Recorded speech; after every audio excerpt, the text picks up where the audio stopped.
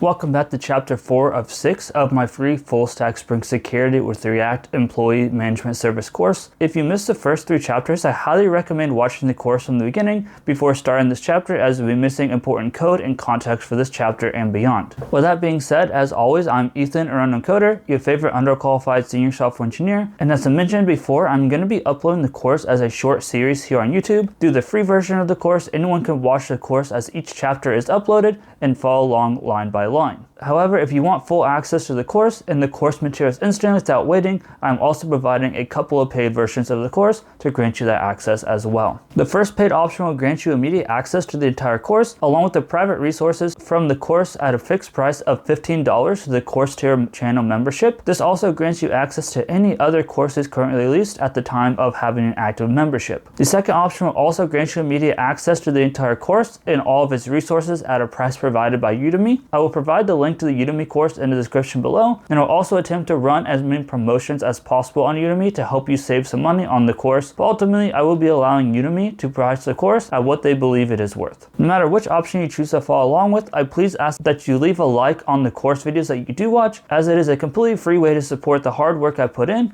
to put this project together for you for free. And if you want to see upcoming courses and other software projects, I would highly recommend subscribing, because I upload programming videos typically twice a week. Now with that being said, let's go and hop into the goals for the 4th chapter of this course. In this chapter, we will continue to expand the Spring Boot and React applications. We'll primarily be focusing on expanding the backend by implementing the logic for the employee role users. This is going to include allowing them to update their contact information and creating, updating, submitting timesheets for managers to later approve or deny. Along with expanding the backend, we'll also be building upon our React application, creating new pages for the employees to manage themselves, as well as a page for employees to view, update, and submit their timesheets for the week. We will of course be creating all the necessary components to make these pages work. And now, with our roadmap for the chapter laid out, let's go ahead and get to work setting up some new entities in the Spring Boot application. The first thing we need to set up in order to get our employee logic working is their working timesheet system. So we need to start out by going ahead and setting up a way to track hours on timesheet. To do this, let's go ahead and open up our project and come into our entities. We're going to go ahead and make a new class inside of our entities. We're going to go ahead and call this timesheet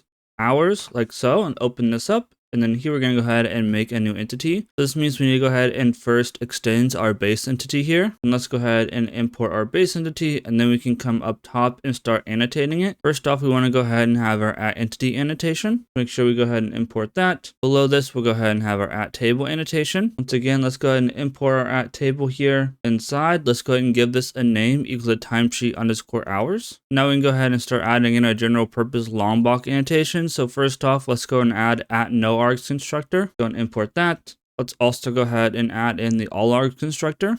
Import that one. We'll also want to go ahead and add @data. Import that.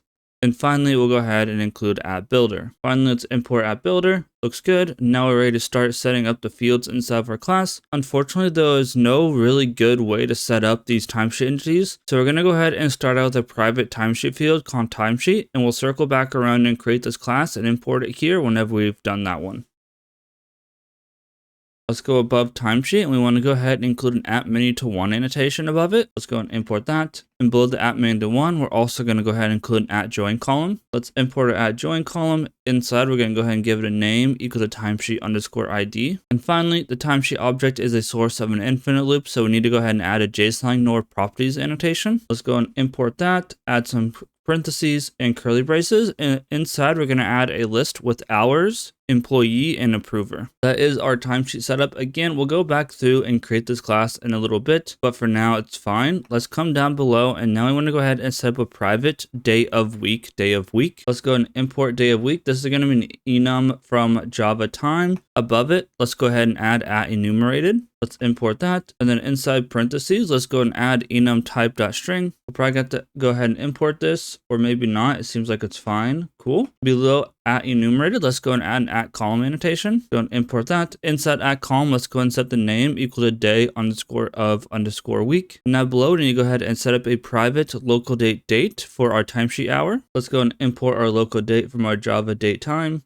Looks good. Now we can come below, and we also want to go ahead and set up a private double hours. And that is actually everything we're going to go ahead and need for our timesheet hours entity. And then after we're done creating the timesheet entity, we'll go ahead and circle back and import it into this class. Next up, we need an enum to keep track of the current status of our timesheet. So let's go and open up our project here, go into our entities and make a new Java class. We're going to go ahead and make an enum. And we're going to go ahead and call this timesheet status. Let's go and open this up and close out this just to make some more space. Let's go ahead and come in here. And the timesheet status is going to be pretty simple. We're going to have created. The next status will be saved. Then it'll be submitted. After submitted is approved, or it could be denied. And finally paid. There we go. That is our timesheet status. Now we can go ahead and finally start setting up our timesheet class itself. Let's go ahead and open up the project, go into entities, make a new Java class. Go ahead and make a timesheet and open that guy up. So this is going to be an entity. So as always, we need to go ahead and extend our base entity. Let's go and import our base entity and we can start setting up our annotations. Once again, we want to go ahead and annotate it with that entity. Go and import that. We also want to go and annotate it with that table. Import table. And inside, let's go ahead and give it a name equal to timesheets. Now we're ready for our long block annotation. So to start out, once again, we'll have a no args constructor. Give that an import. Then we'll have an all args constructor. Import that one. Next up, we use @data, and then we'll have @builder to round it out. Go ahead and import that last one. Now we can come inside of our timesheet entity here, and we can start setting up our properties. First thing that we need to go ahead and do is set up the employee. So let's go ahead and say private employee. Let's go ahead and come above our employee entity, and we're going to go ahead and say @many_to_1. Let's give that an import, and then below we need to also go ahead and include the @join column annotation. Give that an import, and inside let's go ahead and give this name equal to employee_ID. And then finally, this employee could cause a circular dependency or an infinite loop again. So let's go ahead and include the @JSON_ignore properties. Give that an import as well, and inside we're going to go ahead and ignore reports to property. Next up, let's come down below our private employee. We need to go ahead and set up a private employee approver.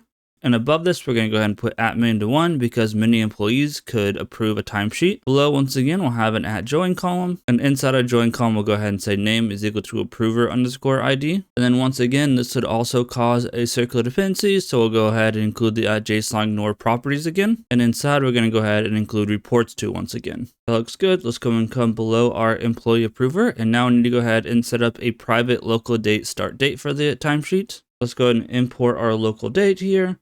And come above, and we want to go ahead and include the @column annotation. Go and import that, and inside we're going to go ahead and say name is equal to start_date. Looks good. Let's come below our start date and have a private local date end date for the timesheet. Once again, let's go and annotate it with @column. And inside column, we're going to go ahead and set the name equal to end_date. Looks good for our dates. Let's come below, and now we're going to need a private timesheet status.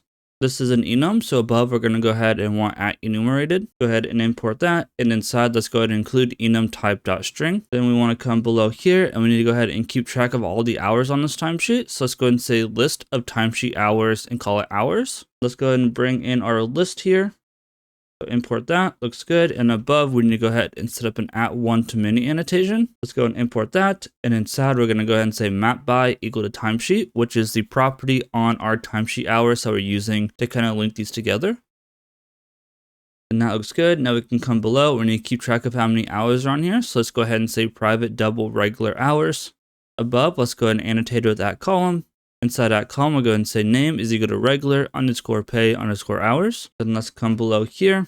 Let's give a little bit more space here. And then we're going to have a private double overtime hours. Above, we'll go ahead and annotate with @column again. And inside of @column, we'll go ahead and add a name equal to overtime_pay_hours. Looks good. Next, let's go ahead and have a private string message for the approver to either say, hey, this is why I approved it or denied it. Above, we'll go ahead and annotate with @column. Inside, I'll go and say name is equal to approver message. And that looks pretty good. Let me just double check to make sure we didn't miss any pay or anything. I don't think so. Looks good. So now that should be the last thing we need to go ahead and do to wrap up our timesheet entity. And now we just need to go ahead and hop back into timesheet hours to make sure that that gets imported successfully. We don't have any errors. Let's go ahead and hop into our timesheet hours here. And now that got imported properly, it should be fine. And we should be able to rerun our application without error.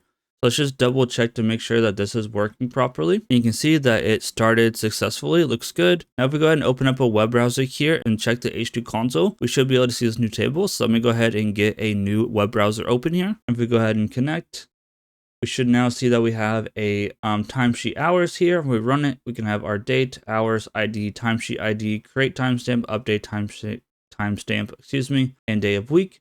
And we also have our timesheets, which has our approver, our employee, our end date, our ID, the overtime hours, the regular hours, start date, our create and update, our approver message, and status. So that is everything that we need to go ahead and set up the timesheets. That way we can start tracking the employee time, and we can go ahead and move on to setting up the repositories and our services after that. Next thing on our big list of things to do to be able to set up the employee logic is to be able to actually access the data inside the database tables. So we need to go ahead and set up some repository interfaces for those corresponding entities that we just set up in the last sections. Let's go ahead and open up our project here and start out by going to our repositories package here and make a new interface. And we're going to go ahead and start out with a time sheet hours repository. Let's go and open that up and close out of our project. The first thing we need to go ahead and do here is say extends JPA repository to make this a JPA repository. Go and import that, and we need to go ahead and set up the typing here. First, we're going to go ahead and include timesheet hours as the type that we're getting out of the database. And we're going to need to go ahead and import this. Let's go and import our timesheet hours here.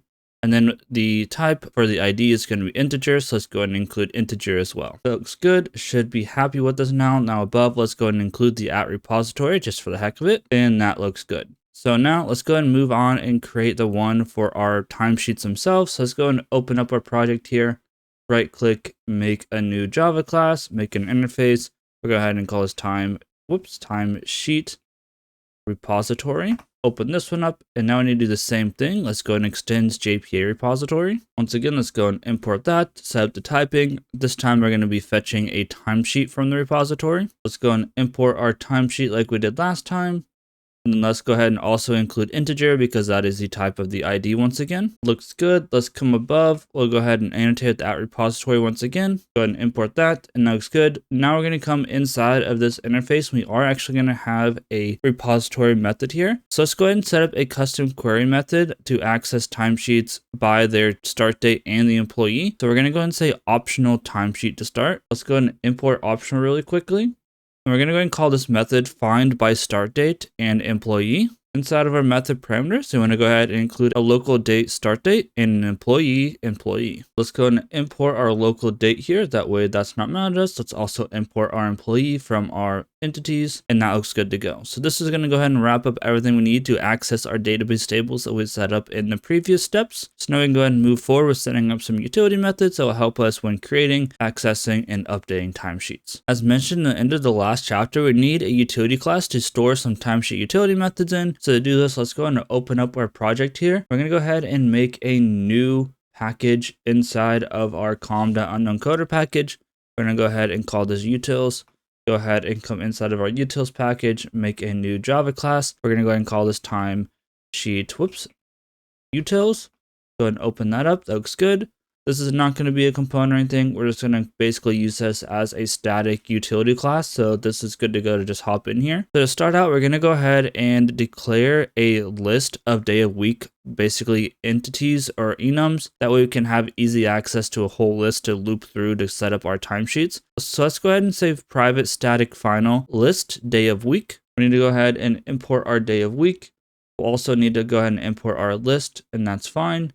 And we're going to go ahead and call this days underscore of week, all uppercase. And this is going to be equal to a list.of. And inside, we're going to go ahead and include all the days of the week. We'll go ahead and say day of week.sunday. We're going to have day of week.monday, day of week.tuesday, day of week.wednesday, day of week.thursday, day of week.friday, and finally day of week.saturday. Now, there's probably a better way to do this or some built-in way to do this that I don't know about. So if you know how to do that, go ahead and do it. This kind of works for me because what we're going to end up doing whenever we create a timesheet, we need a day of week or a timesheet hour, basically for every day, more or less. So that's what this is going to be used for. So if you guys know a better way to do that, go ahead and do that. But it is what it is. And then we want to go ahead and set up a new static method. So let's go ahead and say public static integer. And we're going to go ahead and call this get days since Sunday. And this method is going to be used to basically determine when we need to go ahead and start the timesheet or the start date of the timesheet. We're going to take what day it is, figure out if we need to make a new timesheet or use the current one, and then start it on that previous Sunday, basically. So inside the method parameters, we're going to go ahead and need to pass a local date, current date to figure this out. We need to go ahead and import this local date here. And let's go ahead and hop inside of the method, we're going to go ahead and set up a day of week and call it current day. And this is going to be equal to current date.get day of week. Then what we'll go and do is return days underscore of week dot index of, and inside we're going to go ahead and pass in that current day. Once again, this is going to go ahead and help us out whenever we're creating timesheet to figure out when and what date we're supposed to start the timesheet on. So that's going to go ahead and wrap up this guy. Now we're ready to go ahead and start working on our timesheet service. Now that we have the utility sorted out, we should be ready to get down and dirty in the timesheet service. Let's go ahead and open up our project here, go into our services, make a new Java class, and then let's go ahead and call this timesheet, and service. Go and open that up. Let's go and close out our project structure there, and that looks good. So the first thing that we need to go ahead and do is we need to come above the class, and let's go ahead and add the @service annotation. Go and import that. And we also want to go ahead and include the @transactional. And we want to make sure this one's coming from the Spring framework. Whenever we go ahead and import this, let's make sure it comes from the framework. Looks good. And then finally, we're going to have some dependencies in here. So let's go ahead and also include the @required Rx constructor annotation. Let's go and import down from Lombok, and that looks good. Let's come down here and start setting up the dependencies that we need. The first thing that we're going to need is our timesheet repository. Let's go ahead and say private final timesheet repository, timesheet repository. Let's go and import our timesheet repository here. Let's come below. We also are going to go ahead and need the timesheet hours repository. So let's go ahead and say private final timesheet hours repository, timesheet hours repository. Looks good. Let's go ahead and import our timesheet hours repository. And that's all we need for now. And let's go ahead and start setting up some of the business logic inside of our timesheet service. We're going to go ahead and start out with a public method, which returns a timesheet called create timesheet with dates for employee. Let's go ahead and import our timesheet here so it's not mad at us. Then we want to go ahead and come inside of the method parameters. We want to go ahead and include an employee, a local date start date, and a local date end date. Let's go ahead and import our employee here. We'll also go ahead and import our local date. That looks good.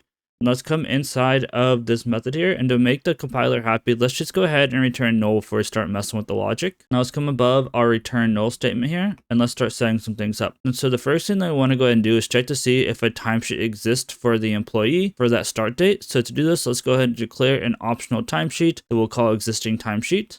Let's go ahead and import our optional from our java.util. Looks good. And we're going to go ahead and set this equal to timesheet repository.find by start date and employee. And then inside of this method, we want to go ahead and pass in the start date and employee. Now that we have our optional, let's go ahead and set up a check for if existing timesheet.is present. If this is the case, let's go ahead and return the existing timesheet.get. So if we have a timesheet already, we'll just go ahead and return it. And we could probably have done this on one line or something, but it is what it is. We're going to come down below here. And if it doesn't exist, we're going to go ahead and create a new timesheet. So let's go ahead and say timesheet is equal to timesheet.builder. Then let's go ahead and start setting up our different properties. Let's go ahead and say employee is equal to employee. We'll say start date is equal to the start date passed into the method. We'll set the end date to the end date passed into the method. We'll set the status to timesheet status.created. Let's go ahead and import our timesheet status here so it's not mad at us. Looks good. Then we'll go ahead and set hours to a new array list of timesheet hours. Let's go ahead and import our timesheet hours. We may also have to import our array list here, so let's go and import that as well. Next up, let's go and set regular hours to 0.0. And then we'll go ahead and set the overtime hours to 0.0 as well. And finally, we can call .build. Now we need to go ahead and persist this to the database. So let's go ahead and say timesheet is equal to timesheet repository.save that timesheet.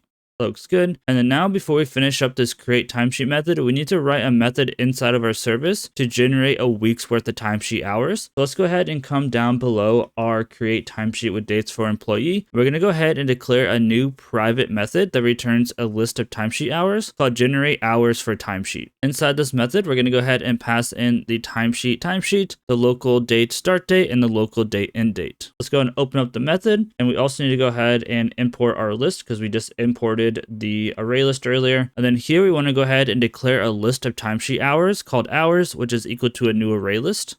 Then we're going to go ahead and set up an old school for loop with int I equal to 0, I less than 7, and I plus plus. Inside the for loop, let's go ahead and say timesheet hours hour is equal to timesheet hours.builder.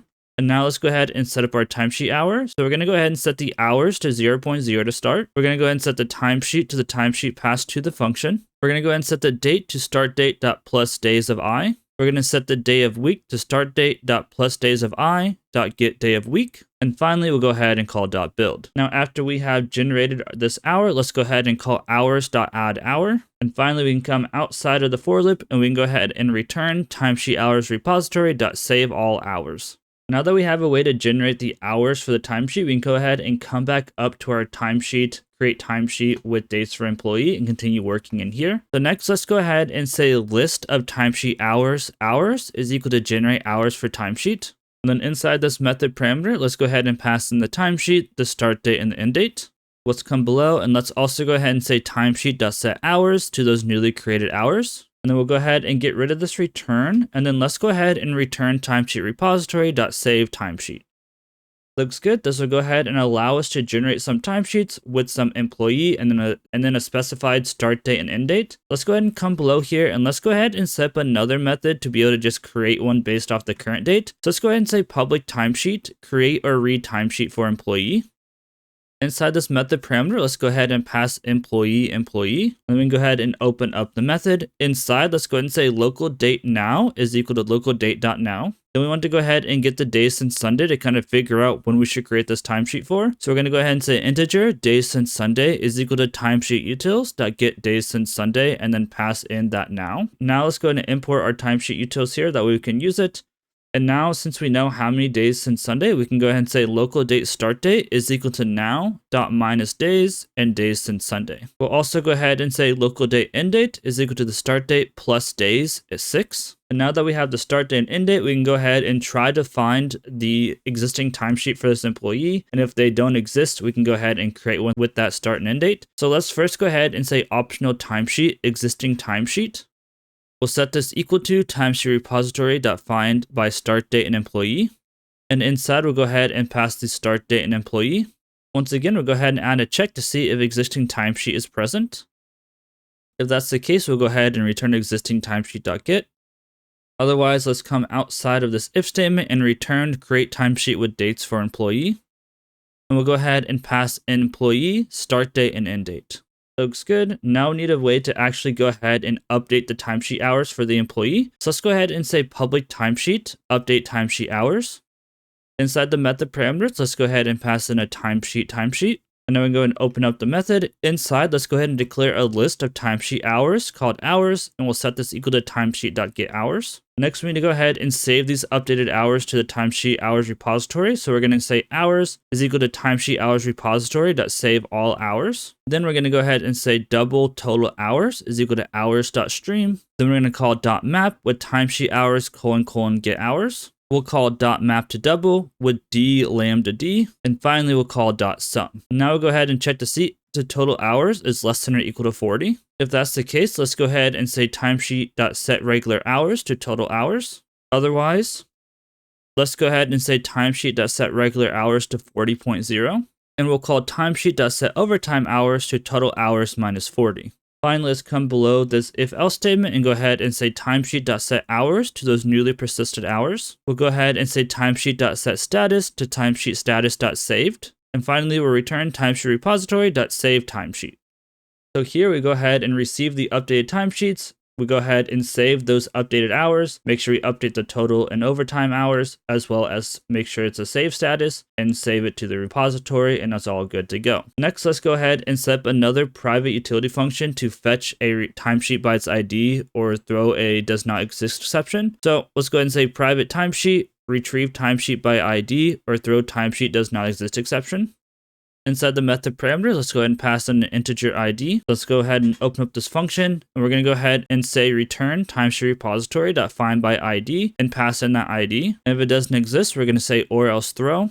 And for the time being, we're going to go ahead and throw a new runtime exception. Now, instead of just throwing a new runtime exception, we actually want to go ahead and throw a custom repository here. Let's go ahead and open up our project directory here and make a new class. We can go ahead and make a new exception. Let's go ahead and call this timesheet does not exist exception, like so. Go and open this up, and it extends a runtime exception. Perfect. And it already went ahead and pre-created a string message constructor for us. Let's go ahead and come below here or above here, and let's also go ahead and make another public timesheet does not exist exception constructor. This one is going to be a no argument, and let's go ahead and call super with timesheet does not exist. So So that looks good. I think that's all we need to go ahead and do here. Let's go ahead and save this. We can go ahead and close out of this timesheet does not exist exception. And let's go ahead and come back in here. So now we can go ahead and delete this new runtime exception here. We're just putting that as a placeholder. And now let's go ahead and put in timesheet does not exist exception, : new. Let's go ahead and import this exception. That way it's not mad at us. Maybe I might have typoed here as well. Let me make sure I didn't typo here. And let's see here. Timesheet does not exist exception. I don't know if I typoed, but let's go ahead and copy this and just paste it in here. Sometimes it doesn't like to import these as well for some reason. So let's see if I can just get to import here. Doesn't look like it's going to let me. So let's just go and import it manually, I guess. So let's just come here. Go ahead and import com.unknowncoder.exceptions and then timesheet does not exist exception and save. And now it's fine. For some reason, I don't know why, but IntelliJ doesn't like to import exceptions, but that's fine. Now that we have this, let's come below our public timesheet update timesheet hours. And let's go ahead and declare a public timesheet update timesheet status method. Inside this method parameters, let's go ahead and pass in the integer timesheet ID and timesheet status. Go ahead and open up this function here, and let's go ahead and say timesheet is equal to retrieve timesheet by ID or throw timesheet does not exist exception, and then pass in that timesheet ID. Now we can go ahead and say timesheet.setStatus to the status we passed to the method. And finally, we will return timesheet repository.saveTimesheet. And that should go ahead and do it for all of our business logic here inside of our timesheet service. Next up, we just need to go ahead and set up the timesheet controller and then also make sure that we can access the different timesheet endpoints through our security configuration. So let's go ahead and start working on those steps and test it out before hopping onto the front end. As mentioned at the end of the last section, we are now ready to go ahead and start working on our timesheet controller and also related payload classes. So before we actually get into the timesheet controller, we need to go ahead and make at least one record to be able to send some data back and forth. Let's go and open up our project and then go where our DTOs are. And let's go ahead and make a new Java class. Let's go ahead and make this a record. And let's go ahead and call this generate and dated timesheet request. Let's go ahead and open this up and we can close out our project here. Inside here, we want to go ahead and include employee, local date, start date, and local date, end date.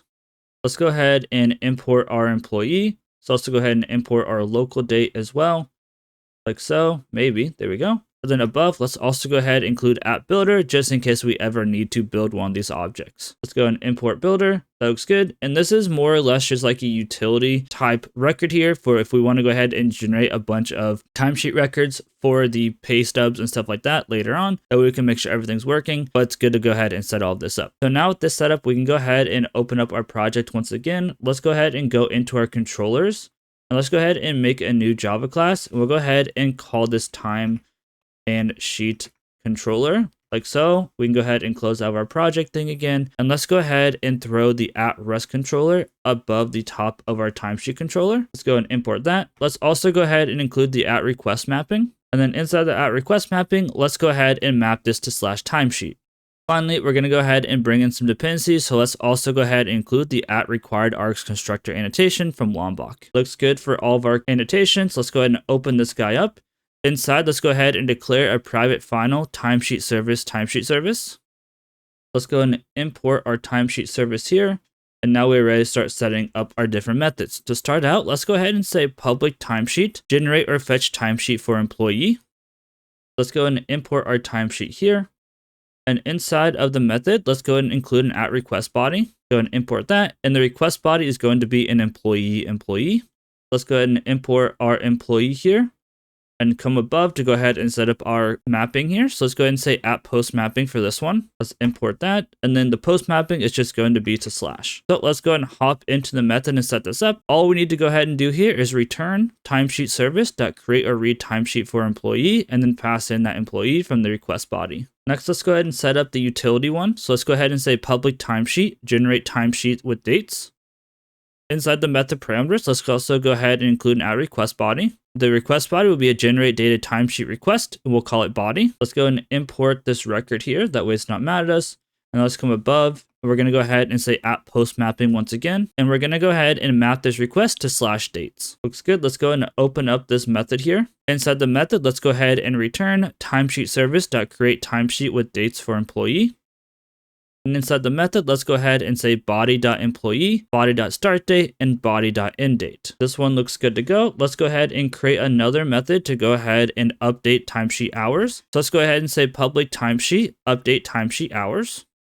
Inside this, let's also go ahead and include an @request body annotation. This request body will be a timesheet we'll call timesheet. And above the method, we're going to go ahead and include @putMapping. Go and import that. And inside the put mapping, we're going to go ahead and map this to /hours. Let's go ahead and open up our method here. And here, all we need to go ahead and do is return the timesheet service that update timesheet hours with the timesheet passed in as the body. Looks good.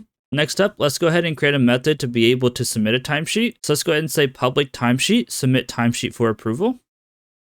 Inside, we're going to go ahead and use the @path variable annotation. Go and import that. Inside, we're going to go ahead and say timesheet ID in a string. And we're going to go ahead and save this into an integer timesheet ID. Above the method, we're going to go ahead and say @putMapping. We're going to go ahead and map this to /submit /curly braces timesheet ID. Let's go ahead and open up our method here.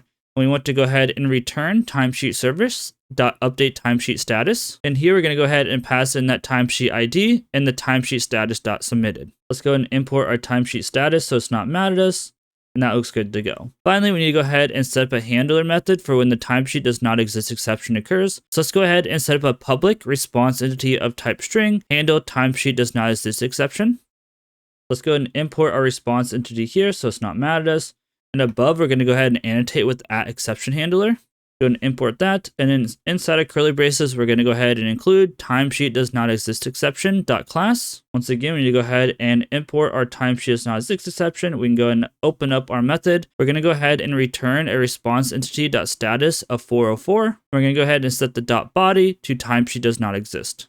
That should go ahead and conclude the logic which the employee type employee has on timesheets. Now we just need to make a couple of updates to the employee logic to allow the employee type employees to update their own contact information. Now to be able to update the ability for employees to update their own contact information, we need to go ahead and hop into the employee controller and make some changes. So let's go ahead and open up the employee controller here. And the first thing that we need to go ahead and do is bring in a new dependency. So let's go ahead and say private final contact information service, contact information service. Let's go ahead and import our contact information service. And then now we can go ahead and scroll down to, I guess we can just go ahead and go below the pay put mapping. And here, let's go ahead and say public employee, update employee contact information. And then inside, let's go ahead and say @path variable. Inside the path variable, we'll go ahead and pass email. We'll go ahead and store this in a string called email. We'll also go ahead and have an @request body. And this request body is going to be a contact information we'll call body. We need to go ahead and import our contact information. And there we go. Let's come above. We're going to go ahead and say @putMapping. And inside the @putMapping, we'll go ahead and say /contact /curly braces email. The setup's good to go. Let's go and open up the method. Inside the method, let's go ahead and say employee is equal to employee service.read employee by email and pass in that email. Then we want to go ahead and say body.setID to employee.get contact information.get ID. Then we'll say contact information is equal to contact information service.create contact information with that body. Then we'll go ahead and say employee.set contact information to that newly updated contact information. And finally, we'll go ahead and return employee service.create or update employee and pass in the updated employee. That should go ahead and do it for the logic inside the employee controller. Now we just need to go ahead and hop into our security configuration and set up the configuration for employees to be able to access their specific URLs. As mentioned in the previous section, now that we have set up all the logic on our backend for this chapter, now we can hop into the security configuration and finish setting up the rest of our security permissions. So let's go ahead and do that. We can also go ahead and start closing out of some of this other stuff that we don't need. So let's go ahead and just close out this stuff while I have it at the top of my mind. Let's go ahead and open up our security configuration. And the first thing that we're going to need to go ahead and do is come down to the bottom here and we need to set up some new routes. So let's go ahead and say private static path request matcher array employee routes. Let's go ahead and open this up and let's go ahead and return a new path request rematcher array. Let's open this up. Inside, let's go ahead and declare a new path request matcher with timesheet and post.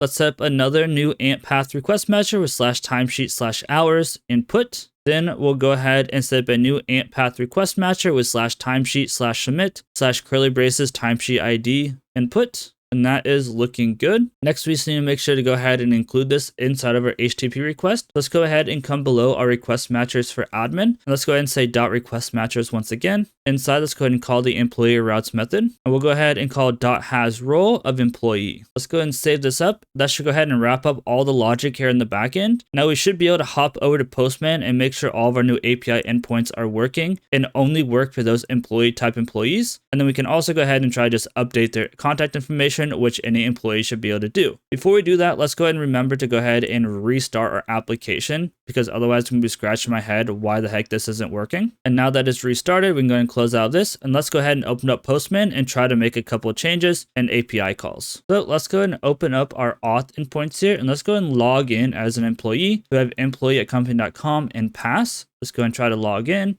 As you can see, we logged in successfully, so that's great. So now as an employee, we should be able to go ahead and update our personal contact information. So let's go ahead and go into our employee, and this is going to be update contact. And this is going to be to http://localhost 8000/employee/contact, and then that employee's email. And here we can go ahead and make some changes. So maybe we went ahead and moved or something. So now instead of 6, 7, 8 hourly, maybe we can go ahead and say that we moved to 1, 2, 3 hourly. And we also went ahead and moved up to a penthouse suite, a 303 or something. So now if we go ahead and submit this, we should, fingers crossed, get a 200 and get back the updated employee. Hopefully we don't get a 403 here. So you can see we got a 200 okay. And now you can see they now live on 123 Hourly Street and apartment 303. We could also update their phone number, for example, so we can change it back to 111, 111, and then 1234 here. And also go ahead and send that. And it seems like we maybe sent too many or didn't send enough. Let's just double check this. 123, 123, 1234. Try to send it again. I don't know why we're getting a violation. That should be 10. Let's go ahead and try to send this back to 1, 2, 3, 4, 5, 6, 7, 8, 9, 0 and see if we get the same error. Okay, I'm not sure where I was going wrong with the numbers there. Oh, you know what? That was the admins, wasn't it? So we wanted to go 333, 333, 1234, I think, instead of ones. There we go. Duh. The admin has 111. So anyway, we can update their contact information. That all looks good to go. So next, the primary functionality of an employee is the ability to generate timesheets and fill them out. So let's go ahead and generate a timesheet. Let's close out of this. Let's close out of these, and let's go ahead and open up our timesheet here, maybe, timesheet. And now we can go ahead and generate or get timesheet. So here, what this is going to go ahead and take in is the employee. And we want to go ahead and make a request to http://localhost 8000/timesheet. Once again, I'll take a quick pause here just so you can see that.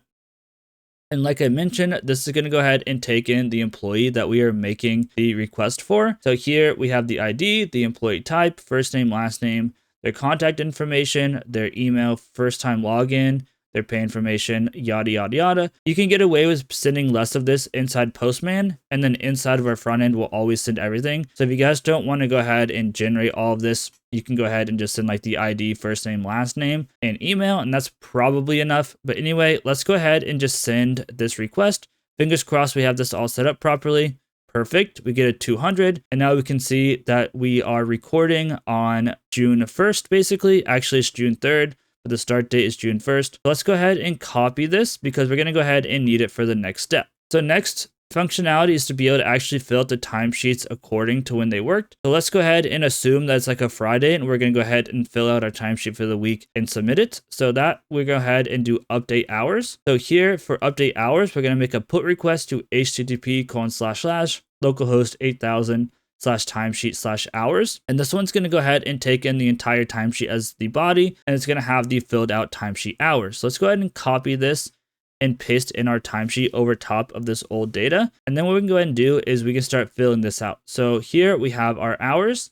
So here we can go ahead and say that regular hours on, we're not going to do Sunday. Let's say regular hours on Monday was 8 hours. Our regular hours on Tuesday was 8 hours. Our regular hours on Wednesday was 8 hours. We have regular hours, and actually I think I did this wrong. I'm sorry. We want it down here in hours. So let's go ahead and set this back to 0. it's actually going to be updating this. So Monday hours is 8. And then we go ahead and fix this. I'm sorry for the confusion. Tuesday hours are 8. Same thing. Wednesday hours should be 8, like so. And then Thursday hours can be 8. Friday hours can be 8. And then let's say that we actually worked on Saturday a little bit. So let's go ahead and say Saturday hours are 4 hours. Looks good. Now we should be able to go ahead and submit this. And if we go ahead and take a look, if we scroll down, we should be able to see that there are 40 regular hours and 4 overtime hours. So it looks good. So now the last thing is we should be able to go ahead and submit these to be approved or denied by our manager. So let's go ahead and take a look at that. To go ahead and submit them, we can go ahead and make a put request to http://localhost 8000/timesheet/submit, and then the ID. So this is timesheet 1. So now if we go ahead and just submit this, you should see that it's going to look primarily the same. The biggest difference is if we scroll down or up. Let me go ahead and try to find this here. So here, the status is no longer saved. If we look at the update and come back up here to see the status, this one says saved.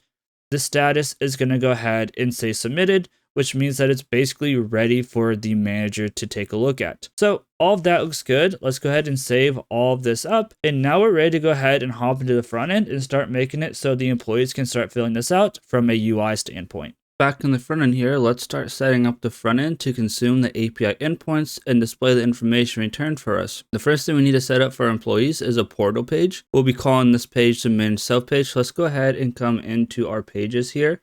Go and make a new file. We're going to go ahead and call this manage and self page.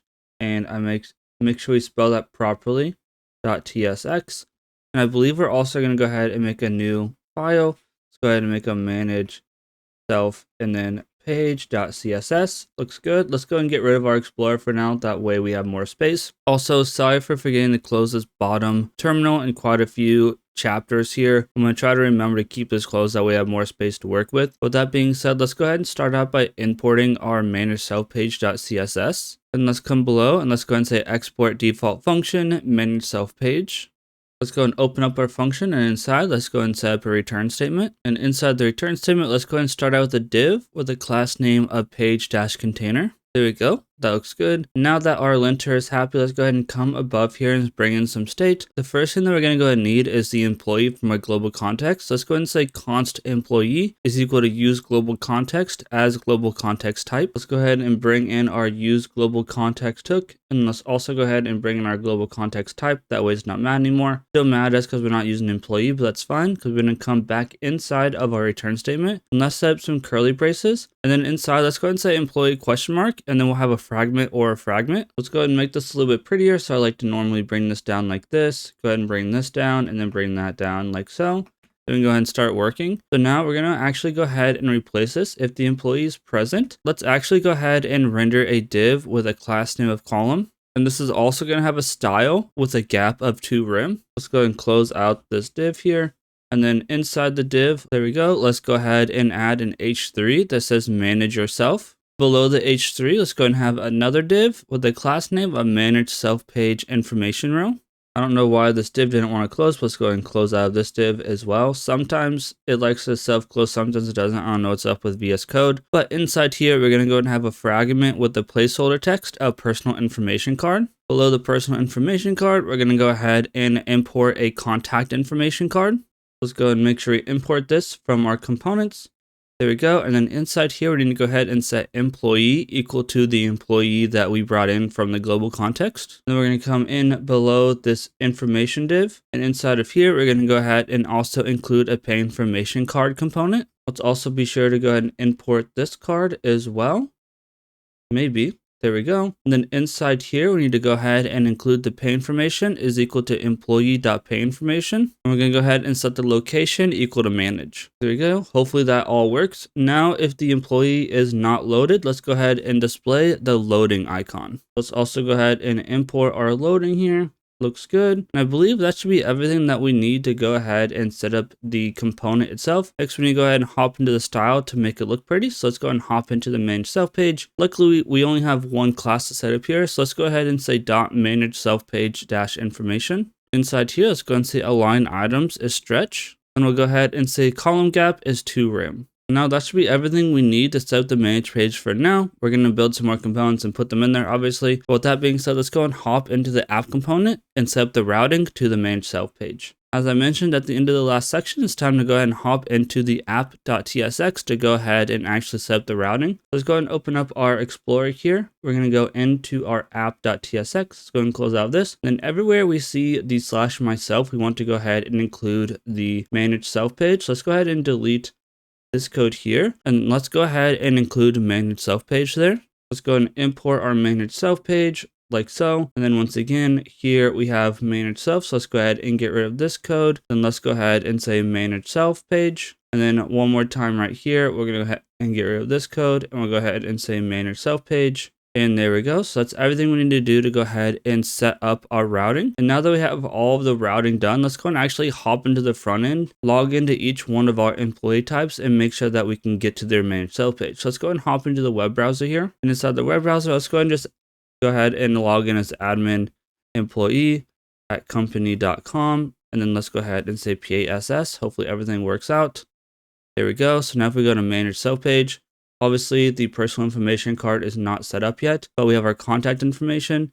And we're going to need to update this contact information card to be able to actually be able to click like edit and be able to edit it whenever you're inside of your manage self page. That's fine. And we also have their pay information. That looks good. Logout obviously doesn't work. So let's go ahead and go back to the login page. Let's go and say manager employee at company.com.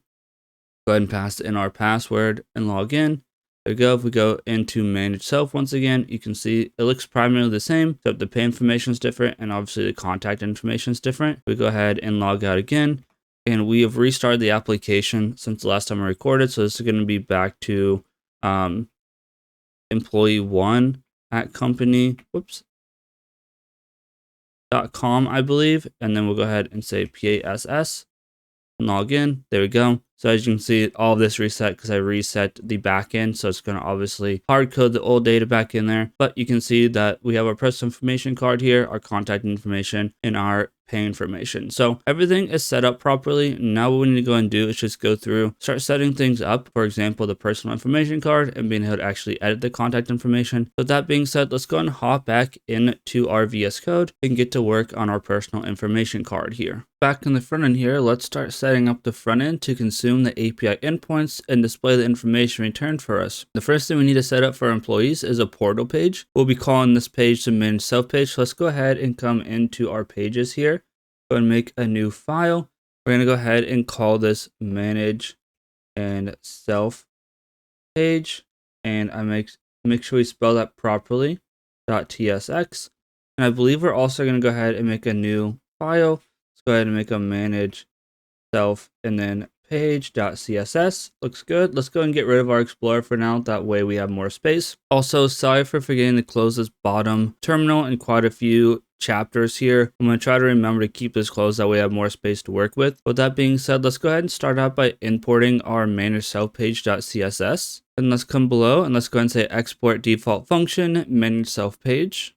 Let's go and open up our function, and inside, let's go and set up a return statement. And inside the return statement, let's go ahead and start out with a div with a class name of page-container. There we go. That looks good. Now that our linter is happy, let's go ahead and come above here and bring in some state. The first thing that we're going to go ahead and need is the employee from our global context. Let's go ahead and say const employee is equal to use global context as global context type. Let's go ahead and bring in our use global context hook. And let's also go ahead and bring in our global context type. That way it's not mad anymore. Still mad at us because we're not using employee, but that's fine because we're going to come back inside of our return statement. And let's set up some curly braces. And then inside, let's go ahead and say employee question mark. And then we'll have a fragment or a fragment. Let's go ahead and make this a little bit prettier. So I like to normally bring this down like this. Go ahead and bring this down and then bring that down like so. Then we go ahead and start working. So now we're going to actually go ahead and replace this. If the employee is present, let's actually go ahead and render a div with a class name of column. And this is also going to have a style with a gap of 2 rem. Let's go ahead and close out this div here. And then inside the div, there we go. Let's go ahead and add an H3 that says manage yourself. Below the H3, let's go ahead and have another div with a class name of manage self page information row. I don't know why this div didn't want to close. Let's go ahead and close out of this div as well. Sometimes it likes to self-close, sometimes it doesn't. I don't know what's up with VS Code. But inside here, we're going to go ahead and have a fragment with the placeholder text of personal information card. Below the personal information card, we're going to go ahead and import a contact information card. Let's go and make sure we import this from our components. There we go. And then inside here, we need to go ahead and set employee equal to the employee that we brought in from the global context. Then we're going to come in below this information div. And inside of here, we're going to go ahead and also include a pay information card component. Let's also be sure to go ahead and import this card as well. Maybe. There we go. And then inside here, we need to go ahead and include the pay information is equal to employee.payinformation. And we're going to go ahead and set the location equal to manage. There we go. Hopefully that all works. Now, if the employee is not loaded, let's go ahead and display the loading icon. Let's also go ahead and import our loading here. Looks good. And I believe that should be everything that we need to go ahead and set up the component itself. Next, we need to go ahead and hop into the style to make it look pretty. So let's go ahead and hop into the manage self page. Luckily, we only have one class to set up here. So let's go ahead and say .manage self page -information. Inside here, let's go ahead and say align items is stretch. And we'll go ahead and say column gap is 2 rem. Now that should be everything we need to set up the manage page for now. We're going to build some more components and put them in there, obviously. But with that being said, let's go and hop into the app component and set up the routing to the manage self page. As I mentioned at the end of the last section, it's time to go ahead and hop into the app.tsx to go ahead and actually set up the routing. Let's go ahead and open up our Explorer here. We're going to go into our app.tsx. Let's go ahead and close out this. And then everywhere we see the /myself, we want to go ahead and include the manage self page. So let's go ahead and delete this code here, and let's go ahead and include manage self page there. Let's go and import our manage self page like so. And then once again, here we have manage self. So let's go ahead and get rid of this code. Then let's go ahead and say manage self page. And then one more time right here, we're going to go ahead and get rid of this code, and we'll go ahead and say manage self page. And there we go. So that's everything we need to do to go ahead and set up our routing. And now that we have all of the routing done, let's go and actually hop into the front end, log into each one of our employee types, and make sure that we can get to their managed self page. So let's go and hop into the web browser here. And inside the web browser, let's go and just go ahead and log in as admin employee at company.com. And then let's go ahead and say PASS. Hopefully everything works out. There we go. So now if we go to manage self page, obviously, the personal information card is not set up yet, but we have our contact information, and we're going to need to update this contact information card to be able to actually be able to click like edit and be able to edit it whenever you're inside of your manage self page. That's fine. And we also have their pay information. That looks good. Logout obviously doesn't work. So let's go ahead and go back to the login page. Let's go and say manager employee at company.com. Go ahead and pass in our password and log in. There we go. If we go into manage self once again, you can see it looks primarily the same, except the pay information is different and obviously the contact information is different. We go ahead and log out again, and we have restarted the application since the last time I recorded. So this is going to be back to employee one at company.com,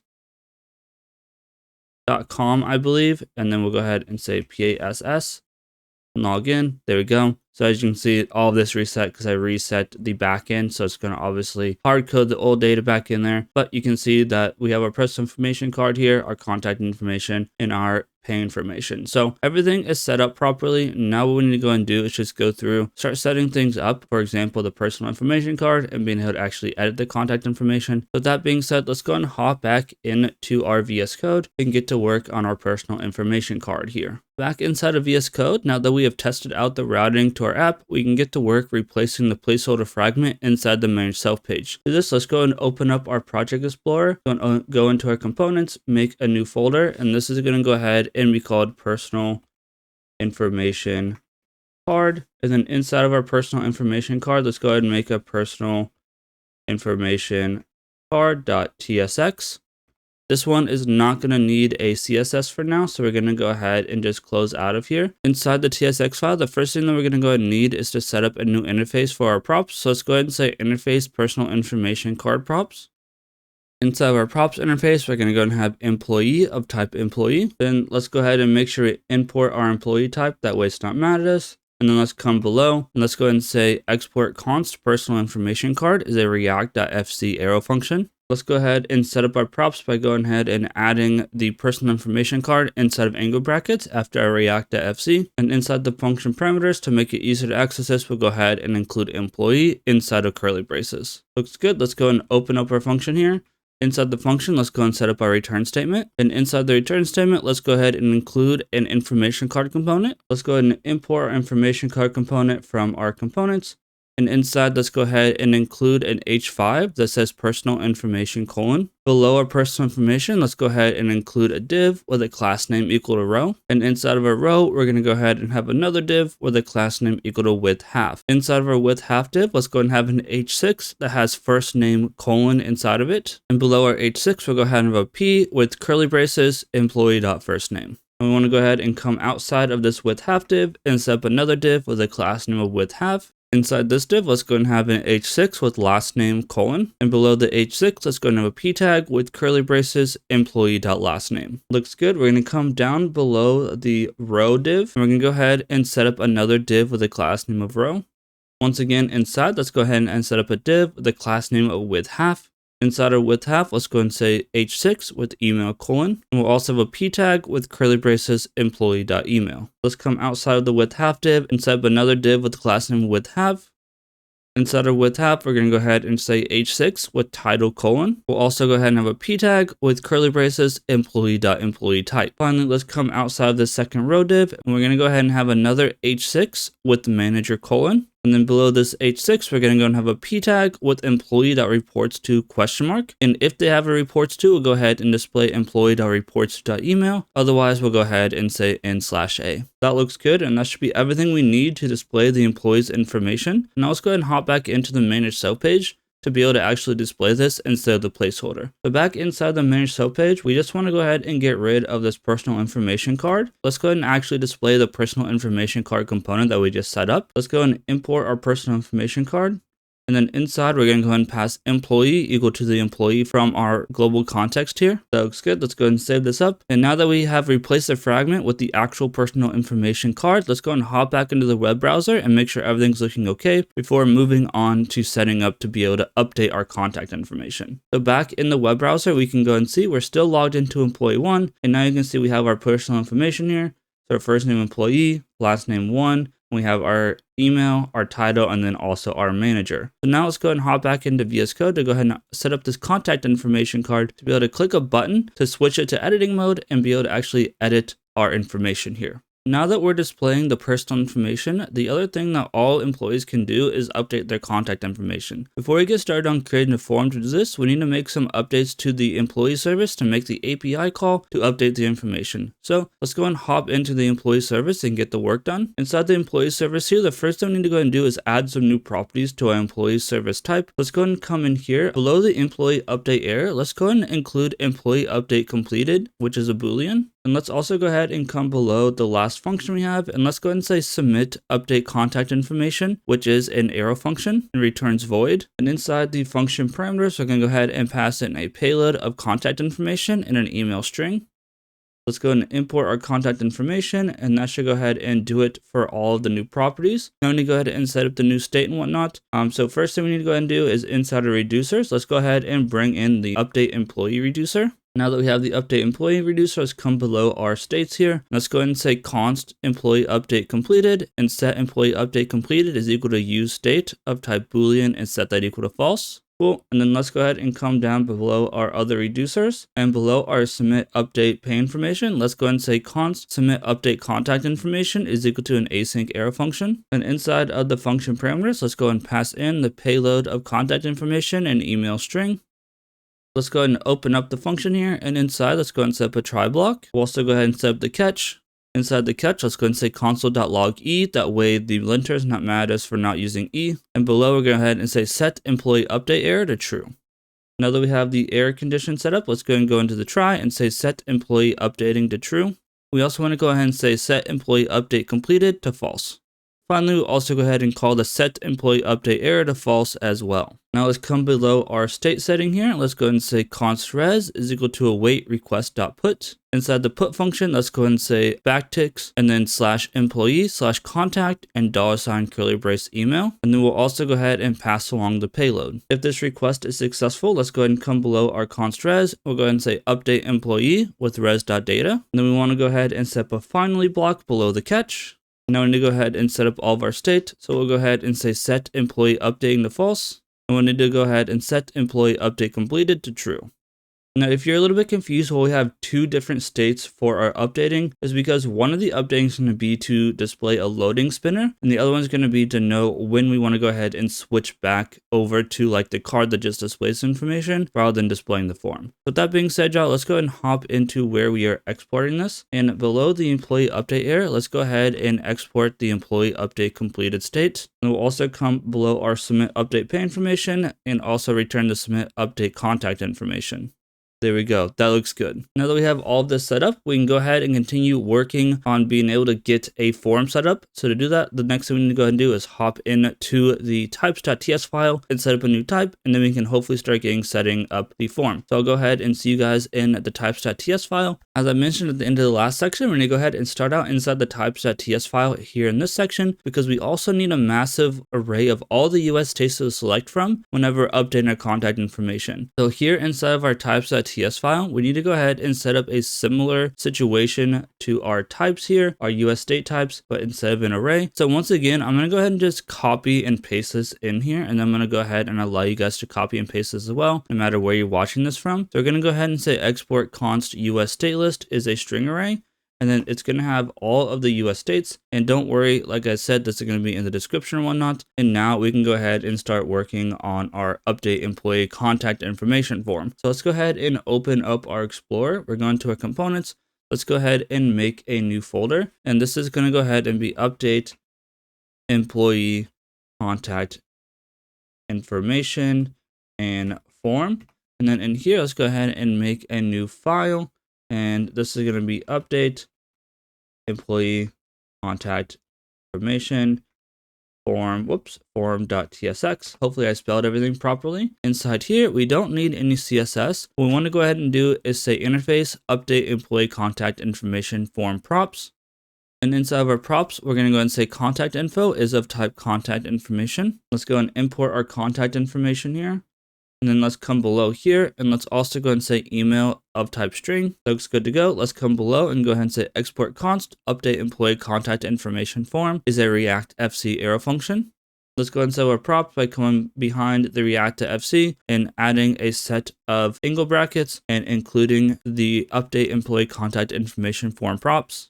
Then inside of our function parameter, let's go ahead and pass contact info and email to make it easier to use inside of the component. Now we have our prop setup. Let's come inside of the function. Let's go ahead and say return.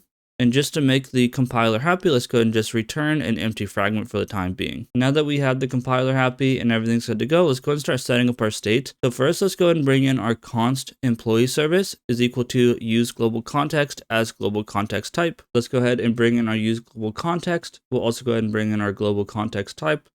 And then below here, we also need to say const initial contact information is type contact information. We're going to go ahead and set this equal to json.parse. And inside json.parse, we're going to go ahead and pass json.stringify. And then inside stringify, let's go ahead and pass in the contact info that got passed to us inside props. Now here, it's important to remember that we cannot modify props that are passed into us. So what we're doing here is we're making a hard copy of this. That way we can go ahead and update it. So with that being said, let's go ahead and come down below here. And let's go ahead and say const updated contact information, comma set updated contact information is equal to use state. Go and import use state. We'll set up the type as contact information. And our initial state is going to be the initial contact info. That looks good. Now we need a function to handle any input changes as well as a way to handle submitting the form. So let's start out by setting up the handle submit function by saying const handle update contact information is equal to an arrow function. Let's come inside of the function parameters where we're going to say E is a react.change event. And this is going to be a change event on an HTML input element or an HTML select element. Let's go ahead and open up this function. And inside, let's go ahead and say set updated contact information is an object. We'll go ahead and say contact info. Then inside square brackets, we'll include e.target.name, and we'll set this to e.currentTarget.value. That's all we need for this, and let's see what's going on with this. Handle update contact information. Did I typo? Updated contact info. That updated contact info. I don't know if I typoed this or what's going on here. Oh, now it's fine. It's just mad because we're not using this, so I'm going to ignore that. Let's come below and let's go ahead and say const handle submit updated contact info is equal to an arrow function. Once again, let's come inside the function parameters. We're going to say e is equal to a react.mouse event on an HTML button element. Inside of the function, we're going to say e.prevent default. Since this is on a form, we don't want the default form submission logic. And below the e.prevent default, we're going to go ahead and say employee service.submit update contact information. Inside of our submit contact information, we're going to go ahead and pass in updated contact info and email. That looks good and should do it for all of our logic and states. So now we can go ahead and come back into return statement. Let's go and delete these empty fragments and let's go ahead and set up a form component. Now we need to make sure that we import this form from our components and not from React Router DOM. Looks good. I'm going to go and open this up, and we also need to go ahead and set up a couple pieces of state here, or our props. Let's go ahead and say button text is equal to update contact information. We'll go ahead and set the error equal to employee service.employee update error. We'll set the error message to unable to update contact information. And the action is going to be handle submit updated contact info. Let's come inside the form component itself, and let's go ahead and say h2 with update employee contact information. And below the h2, we'll start out with a form input component. Let's go and import our form input, and we can go ahead and start setting up the props. So inside, we're going to go ahead and say type is equal to text. We'll go ahead and set the label equal to phone number. The name will be phone number. Placeholder will be contact.info.phone number or an empty string. Content will be updated contact.info.phone number or an empty string. And finally, handle input will equal to handle update contact info. Below this form input, let's go ahead and create a div with the class name of space between.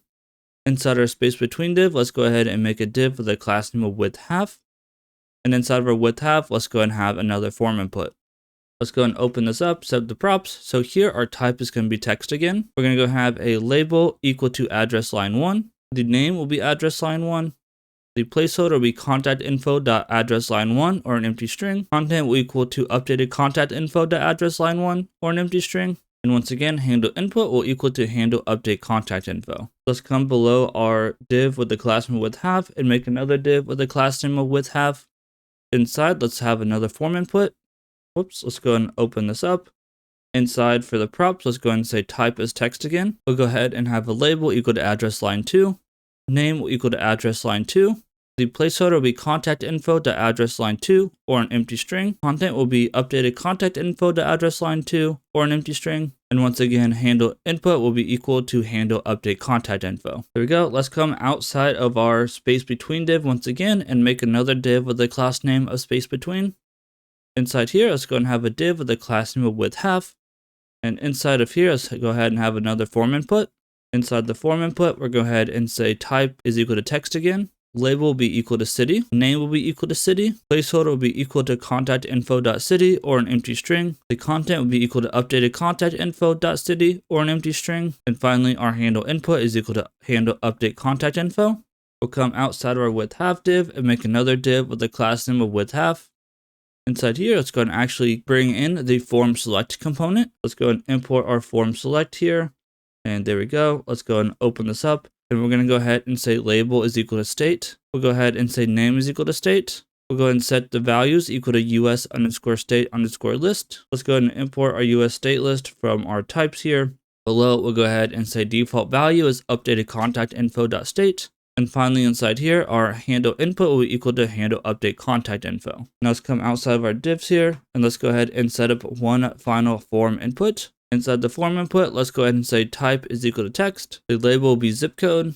Name will be equal to zip code. Placeholder will be equal to contact info.zipcode or an empty string. Content will be equal to updated contact info.zipcode or an empty string. And finally, handle input will be equal to handle update contact info. That looks good. And this should be all of the form fields that we need to set up the update employee contact information. Now what we need to go ahead and do is head back into our contact information card and make some modifications that we can go ahead and switch between just viewing their contact information and also being able to edit their contact information. As mentioned at the end of the last next section, we need to actually make some modifications to the contact information card component to be able to actually update their information. So let's go ahead and close out a couple things here. Let's go and open up our contact information card, and I believe it's this guy. We might actually need to go into the employee contact information. Let me see. Nope, we are going to go ahead and come in here. We're going to make some changes. So the first thing we need to go ahead and do is we need to bring in some information here. So let's go ahead and say const employee and alias it as logged in employee, and employee service equal to use global context as global context type. Let's go ahead and bring in our use global context.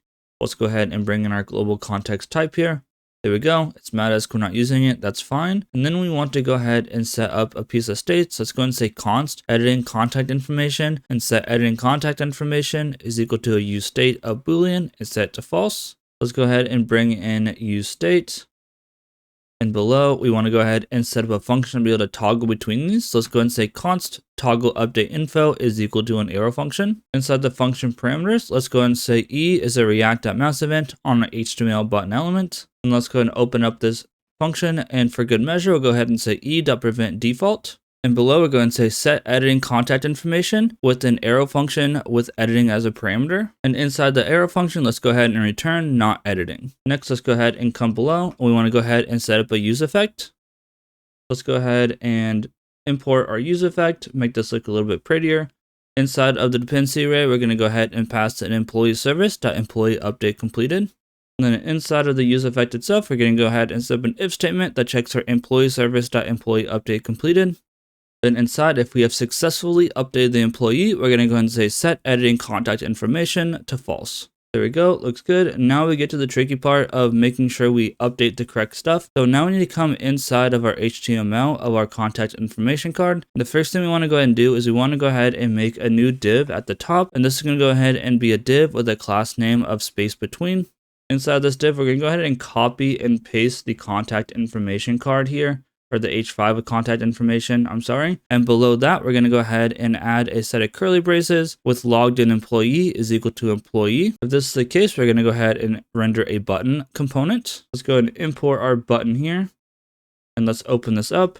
Inside the button component, we need a couple props. So type is going to equal to primary. We're going to set the handle click equal to toggle update info. And we're going to set the width equal to 15%. Inside our button, we're going to go ahead and have a div with a class name equal to center. And we're going to go ahead and have a style equal to gap of 1 rem. Inside the div, let's go ahead and have a font awesome icon. Go and import that. The icon is equal to FA pencil. Let's also go ahead and bring in our FA pencil. There we go. And then below, we'll go ahead and say edit. Now we're going to come inside of our column here, and we're going to go ahead and set up a set of curly braces. We're going to say editing contact information question mark empty fragment colon empty fragment. Let's go ahead and make this a little bit prettier. So we'll go ahead and do one of these, bring this down and bring this down, and then also open that up. So if we're editing contact information, let's go ahead and delete this fragment. We actually want to go ahead and render the update employee contact information form. Let's go ahead and import this.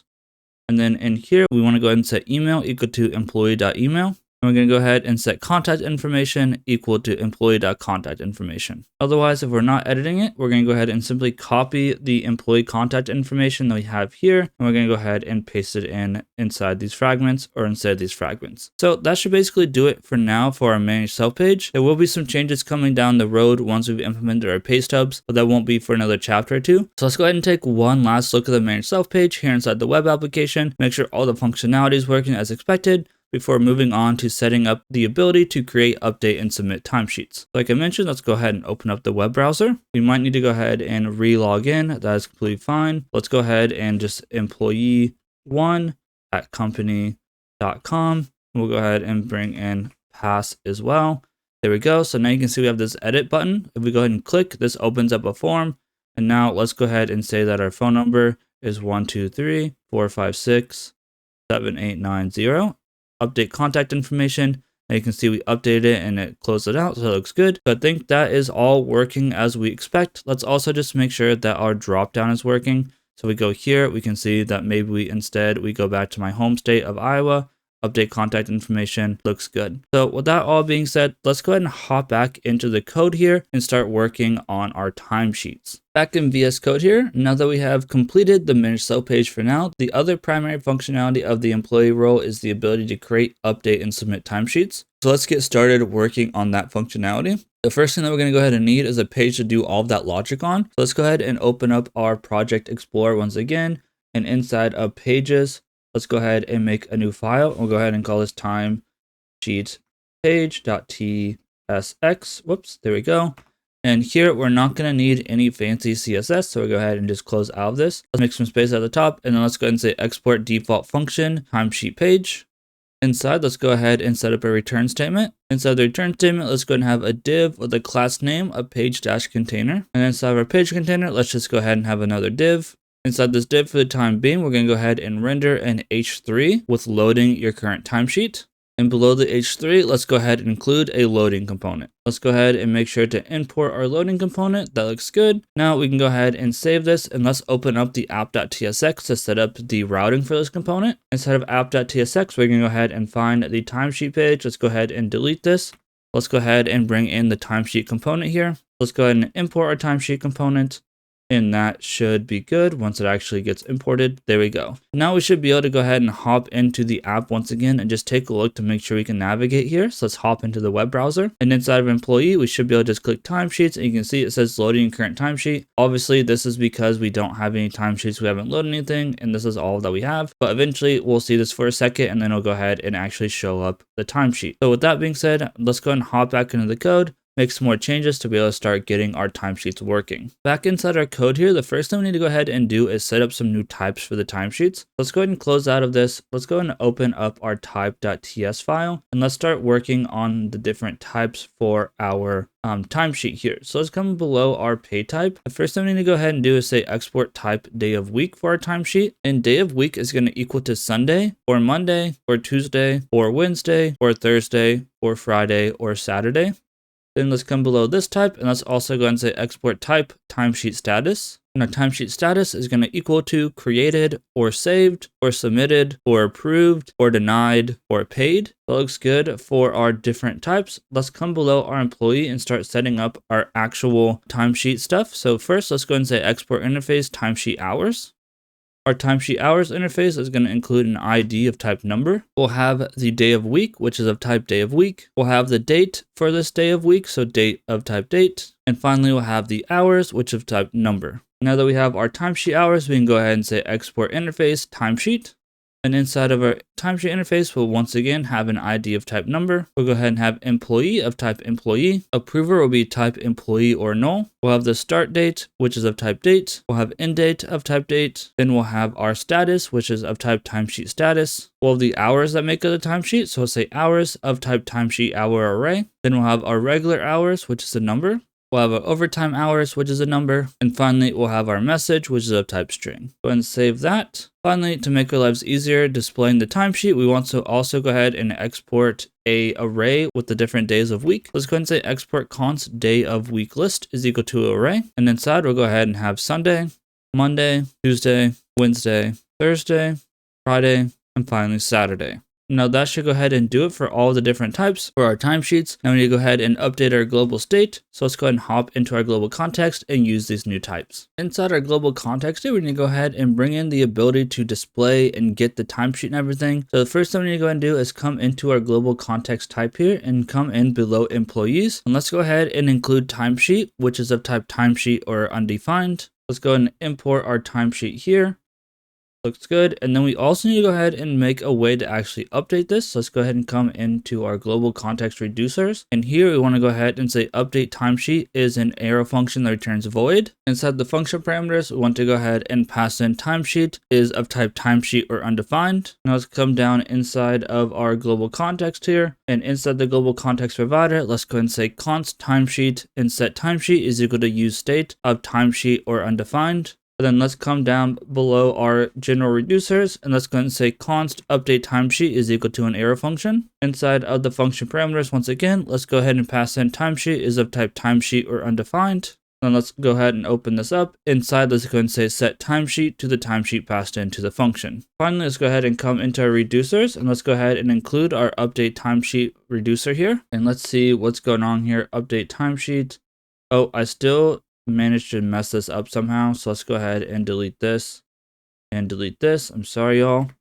There we go. And then inside of our value here, let's go ahead and pass in our timesheet. There we go. Let's save that up. That looks good. Now we need to go ahead and start setting up the pay service to be able to actually get the timesheets and everything like that. I'm going to go ahead and keep it in this section because that was pretty quick. So let's go ahead and open up our file explorer. Go ahead and make our new service. Let's go ahead and say pay service.ts. Go ahead and open this up. And inside, the first thing that we want to go ahead and do is say export type pay service.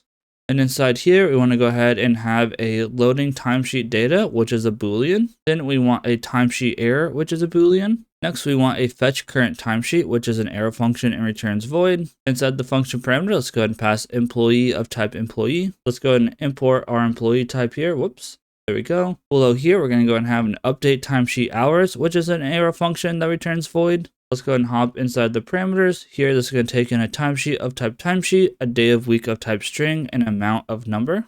Next, we're going to go ahead and make sure we import timesheet first.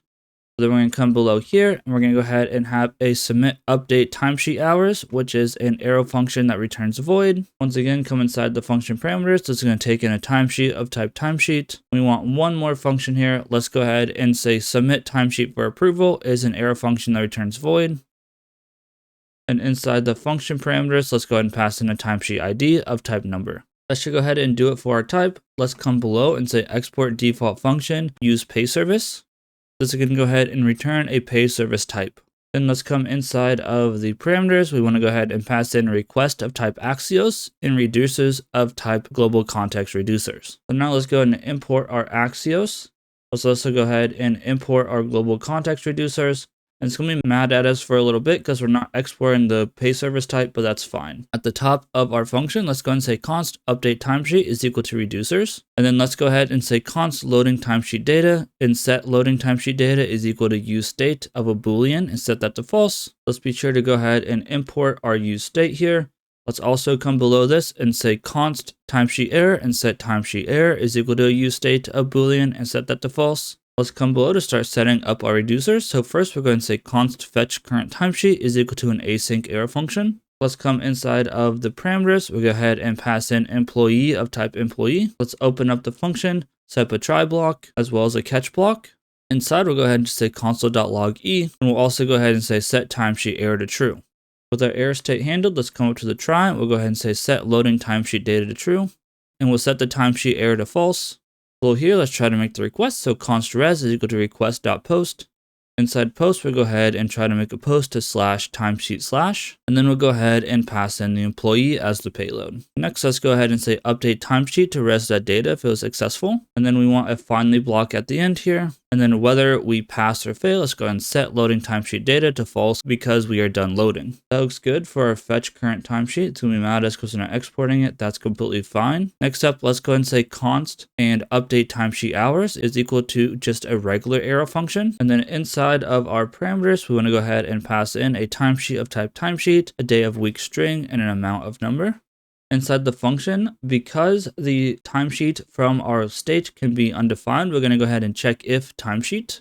And if our timesheet is not undefined, let's go ahead and say let timesheet hours equal to timesheet.hours. Then we're going to go and say timesheet hours is equal to timesheet hours.map each hour. Inside of the map, we're going to go ahead and check if day of week is equal to hour.day of week. If that's the case, we're going to go ahead and update this hour. So let's go ahead and say return an object with ... hour. And hours will equal to the amount that we passed into the function. Otherwise, if it's not the day of week we want to update, we're just going to go ahead and return the hour from before. Looks good. This is mad at us. I'm not sure why. I don't know if I typoed or what's going on with this. Is assigned but never read. That's fine. We're just going to ignore that. We're going to come below our timesheet here. And we're going to say let total equal to 0. Let overtime equal to 0. And finally, let regular equal to 0. Probably could have done that all in one line, but it is what it is. Then we're going to go ahead and say timesheet hours.for each. And inside, we're going to go ahead and say hour with an arrow function of total plus equal to hour.hours. And I don't know why this updated to update timesheet hours. We just want timesheet hours. Thank you, VS Code, for scuffing that for us. There we go. I don't know why timesheet hours is still mad at us. Oh, it's because I accidentally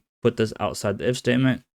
So make sure we have that inside the if statement. There we go. And that should fix that. My bad for that one, guys. And then let's come below here. We're going to go ahead and check if total is greater than 40. If this is the case, we're going to say regular is equal to 40. And we're going to go ahead and say overtime is equal to total minus 40. And then we're going to go ahead and come below here and say else. If this is the case, regular is going to equal to total. Again, I'm not sure why our linter is complaining is assigned but never used. That's fine. We're going to use it in a little bit. Obviously, it's used because we're assigning it, but whatever. I digress. The linter is sometimes annoying. Now we're going to go ahead and call update timesheet with an object. Inside, we're going to go and say ... timesheet. Then we're going to go and have hours is equal to the timesheet hours that we set up earlier. We're going to go and set regular hours to regular. And we'll set overtime hours to overtime. There we go. Now the linter's off our back, other than the fact we haven't used the update timesheet hours, but that's fine. So now let's come below our update timesheet hours, and let's go ahead and set up a const submit update timesheet hours is equal to an async arrow function. Let's come inside the parameters. Let's go ahead and pass in a timesheet of type timesheet. And let's come inside of the function. Let's go and set up a try block. We'll also go ahead and set up a catch block. Once again, inside, let's go and say console.log e to make the linter happy with us. And below, we'll go and say set timesheet error to true. With our error state handled, let's come up to the try. Let's go and say set loading timesheet data to true. We'll also go ahead and say set timesheet error to false. And then let's come below here. We're going to say const update timesheet is equal to an object. Inside the object, we're going to say ... timesheet. And since we're resubmitting it, we're going to go ahead and set message equal to null. Now let's go ahead and make some space here because we're getting pretty low. And then below here, let's go ahead and say const res is equal to await request.put. Inside the put, we're going to make a request to /timesheet/hours. Then let's go ahead and pass in that update timesheet as the payload. Let's come below the res and we're going to say update timesheet with the res.data if we're successful. And then let's go ahead and set up a finally block at the end. And once we are completely done, let's go ahead and say set loading timesheet data to false. And then we have one final reducer for the time being. So let's come below our submit update timesheet hours. Let's go ahead and say const submit timesheet for approval is equal to an async arrow function. Let's come inside the parameter. Let's go ahead and pass in a timesheet ID of type number. And inside, let's go ahead and set up a try block. We'll go ahead and set up a catch block as well. Say it with me, y'all, to make the linter happy. Let's console.log e. We'll also go ahead and say set timesheet error to true. And once again, with the error state handled, let's go into the try and say set loading timesheet data to true. We'll also go ahead and set timesheet error to false. And let's come below and say const res is equal to await request.put. Inside the put, we're going to have backticks, and this is going to be the /timesheet/submit $$ curly brace timesheet ID. Then if we are successful, let's go ahead and call update timesheet with res.data once again. And then after all this, let's set up a finally block. And inside the finally, we'll go ahead and call set loading timesheet data to false. Let's go ahead and do it for all of our state and reducers. Now we just need to go ahead and return these. So let's go ahead and return an object here. Inside the object, we'll have loading timesheet data. We'll have our timesheet error. Then we'll have our fetch current timesheet. We'll have update timesheet hours, submit update timesheet hours, and finally submit timesheet for approval. Go ahead and save that up. We shouldn't have any errors anymore because we're exporting everything and that looks good. So that should go ahead and do it for setting up the service. Now let's go ahead and just quickly add this pay service to the global context, and then we'll be able to start working on the timesheet stuff like creating it and fetching it and everything like that. So back inside our global context, let's go ahead and come up to a global context type below the employee service. Let's go ahead and bring in pay service of type pay service. Let's go ahead and import our pay service type here. There we go. And then we can go ahead and scroll down to where other services are. Below here, let's go ahead and say const pay service is equal to use pay service. We need to go ahead and import our use pay service. Inside here, we want to go ahead and pass in the Axios request and reducers. And then finally, we need to go ahead and include this inside our values. So below the employee service, let's also go ahead and export the pay service. There we go. Now we should have access to our pay service through our global context. So now we can start working on all of our pay stub stuff. The next thing that we'll need to go ahead and do is be able to actually create the timesheet and load it up and all of that good stuff. So we'll go ahead and work on that in the next section. Now that we have all the logic needed to create and update timesheets, it's time to put in some work to be able to view them and take in user input to update them. We'll start out by setting up a component to just render and take in timesheet information. So let's go ahead and open up our project here. Let's go ahead and close out of a couple things that we'll no longer need. We'll go into our components and make a new folder. And this is going to go ahead and be sheet card. And then inside of the folder, let's go ahead and make a new file, time sheet card.tsx. And then also we'll go ahead and make another new file. Go ahead and call this time and sheet card.css. Looks good. Let's go ahead and close out our Explorer. Let's hop in here. The first thing we want to go ahead and do is just import our timesheet card.css. We're also going to go ahead and need props for this card. So let's go ahead and say interface timesheet card props. Inside the props is going to go ahead and take in a timesheet of type timesheet. Let's go ahead and import our timesheet interface here. That looks good. Now let's come below. Let's go ahead and say export const timesheet card is a react.fc arrow function. Then we're going to come below or behind the react.fc and go ahead and include our timesheet props inside of angle brackets to go ahead and include our props. And then inside of our function parameters, let's go ahead and include timesheet inside of curly braces to make it easier to access inside the function. Now let's go ahead and open up our function. The first thing I'm going to do is set up our return statement. Inside the return statement, let's go ahead and render an information card. And let's go ahead and import our information card. That way we have access to it. And then this also needs to take in a child prop. So let's go ahead and also render an h3 with update your timesheet. Now that the return statement's happy, we can go ahead and start working on the logic. And we have quite a bit here because we need to update some things and things like that. So the first thing that we want to go ahead and bring in is our pay service from our global context. So let's go ahead and say const pay service is equal to use global context as global context type. Let's go ahead and import our global context. Also go ahead and import our global context type. That looks good. Then we need to go ahead and set up a little bit of state. So first we're going to go ahead and say const timesheet hours and set timesheet hours is equal to use state of a number array. Let's go ahead and import our use state. And then inside of the function, we're going to go ahead and pass in an arrow function. And inside the arrow function, we're going to go ahead and return timesheet.hours.map. And we're going to go ahead and say hour, arrow, hour.hours. So here, all we're doing basically is converting our timesheet hour objects into the individual hours themselves. That way they're easier to access. Now let's go ahead and come below here. We need to go ahead and set up a couple different functions to handle updating and submitting the timesheet. So first off, let's go ahead and set up a way to handle changing the hours. Let's go ahead and say const handle hours change is equal to an arrow function. Inside of the function parameter, let's go ahead and pass e, which is a react.change event on an HTML input element. Then let's hop inside of our hours changed here, and let's go ahead and say const index is equal to plus e.currentTarget.name. Then we're going to call .split with a hyphen and then grab the first index from there. Bear with me here as we set up the HTML. This will make a lot more sense later on. We're basically going to go ahead and set the name as like something like the timesheet ID and then dash whatever. So just kind of bear with me here. We need a little bit more work to fully understand this, but this is what we're going to do. Next below here, let's go ahead and say set timesheet hours equal to an arrow function. And then inside the arrow function, we're going to go ahead and return timesheet hours.splice. And inside the splice, we're going to go ahead and pass the index, comma 1 to replace just one value at the index. And we're going to go ahead and pass in plus e.target.value. Looks good. Let's go ahead and come outside here. Now we're going to go ahead and call pay service.update timesheet hours. Inside here, we're going to go ahead and pass in the timesheet e.target.name and plus e.target.value. That's going to go ahead and do everything for our handle hours change. Let's go ahead and come below. Next, we need to go ahead and figure out a way or handle a way to actually submit the hours that we updated. So let's go ahead and say const handle submit hours updated. Once again, let's come inside of our function parameter and let's go ahead and say e is a react.mouse event on an HTML button element. Let's go ahead and open up our function. For good measure, let's go ahead and say e.prevent default. Then let's go ahead and call pay service.submit update timesheet hours.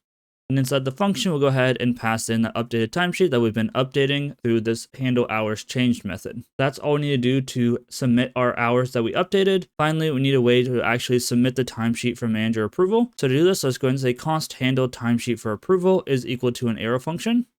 Once again, let's come inside of our method parameters and we'll go ahead and pass in an e, which is a react.mouse event on an HTML button element. Let's go and open up our function and once again call e.prevent default just to be safe. And then we'll go ahead and call pay service.submit timesheet for approval.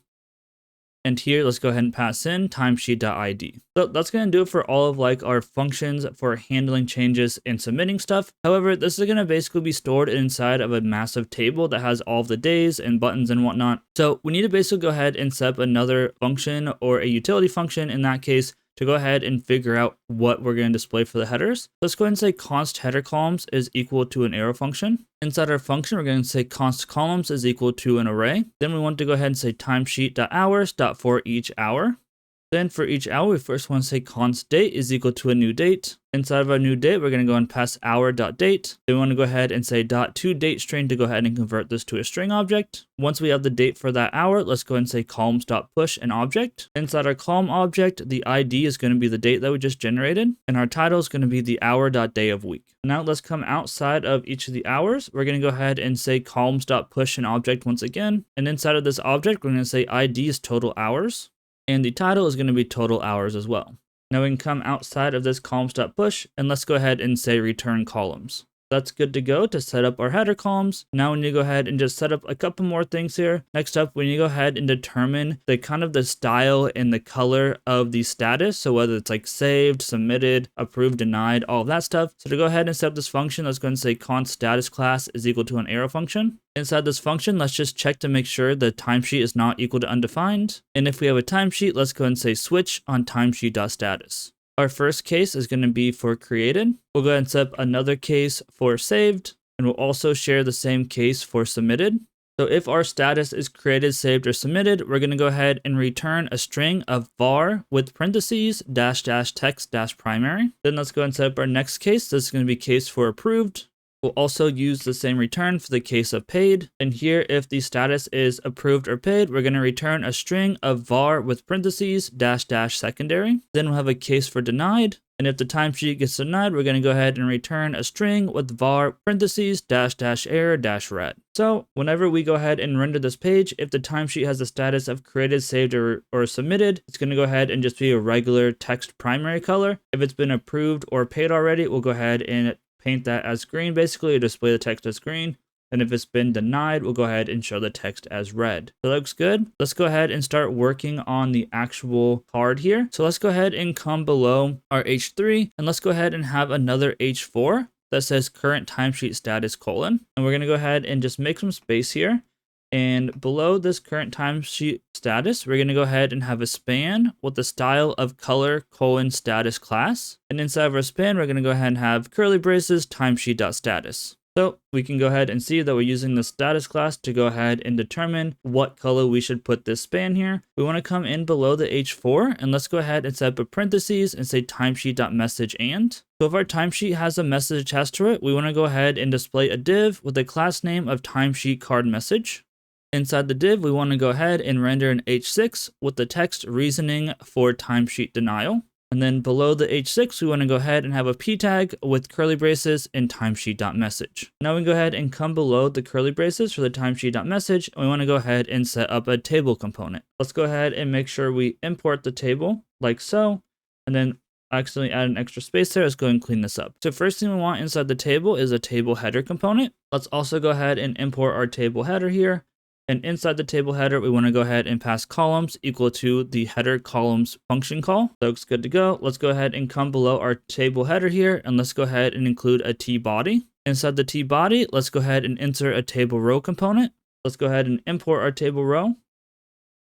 And then let's go ahead and do this. And we need to go ahead and pass in a couple props. First, the ID is going to be curly braces backticks, timesheet -- curly brace timesheet.id. We're going to go ahead and set the hover property to false. Then we go ahead and come inside the table row. We want to go ahead and have curly braces.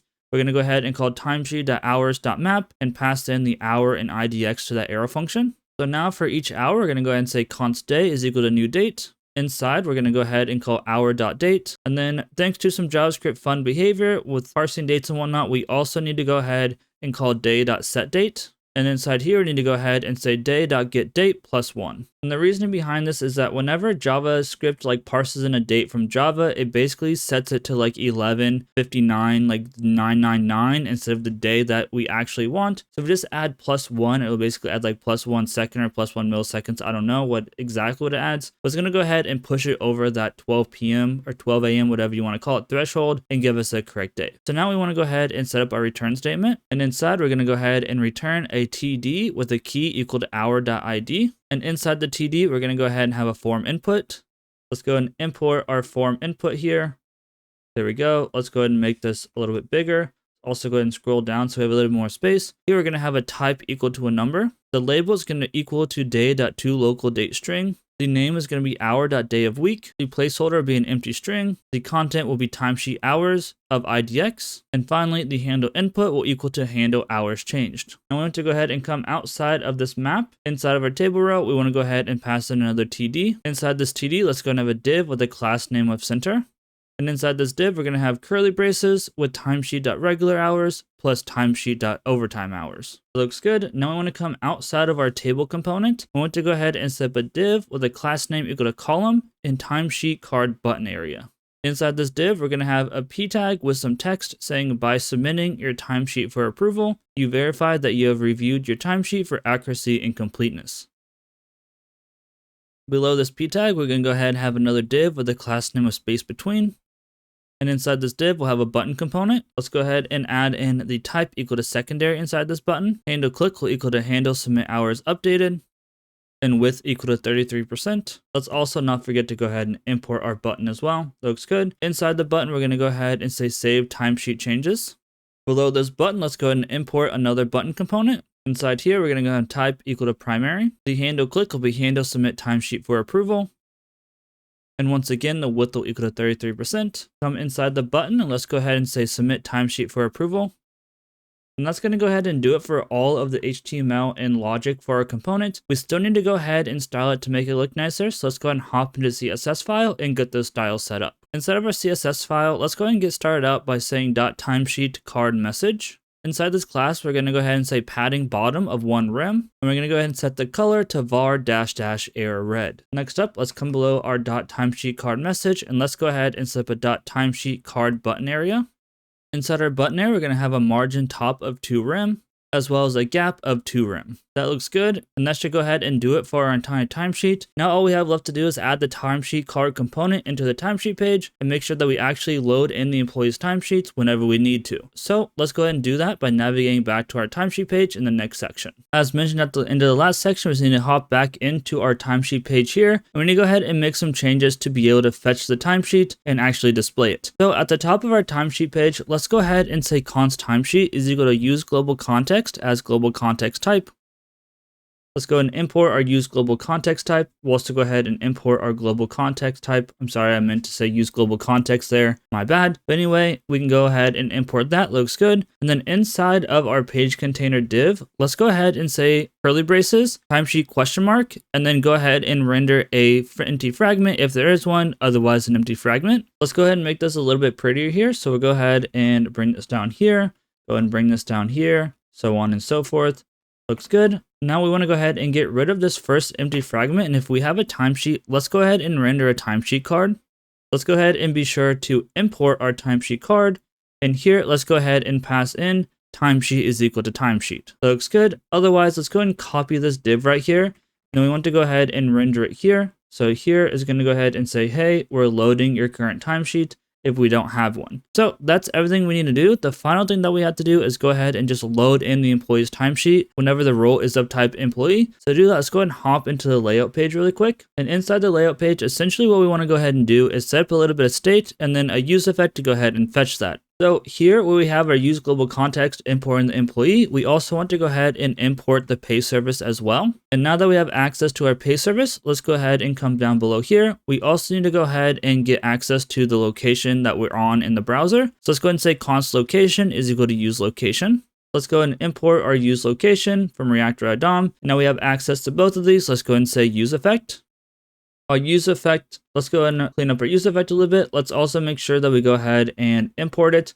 Inside of our dependency array, we want to go ahead and watch for the employee to change and the location to change. And then let's go ahead inside the use effect, and we want to go ahead and check to see if we have an employee. And we also want to go ahead and check to see if the location.pathname is equal to /portal/employee/timesheets. So if we have an employee and they're on their timesheet page, let's go ahead and call the pay service.fetch current timesheet for that employee.